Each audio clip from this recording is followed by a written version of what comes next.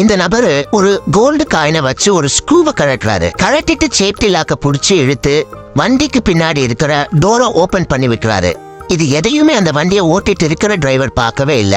அதனால இவர் அந்த வண்டியை ஓங்கி எட்டி உதைக்கிறாரு. இவர் எட்டி உதைச்ச போர்ஸ்ல இவங்க உட்கார்ந்துட்டு இருந்த கரேஜோட அப்படியே வெளியில வந்து விழுந்துடுறாங்க. ஆனா இவங்க 2 பேர் கையிலயும் ஒன்னா சேர்த்து ஹேண்ட் கப் போட்டு அந்த கரேஜோட சேர்த்து லாக் பண்ணி வச்சிருக்காங்க.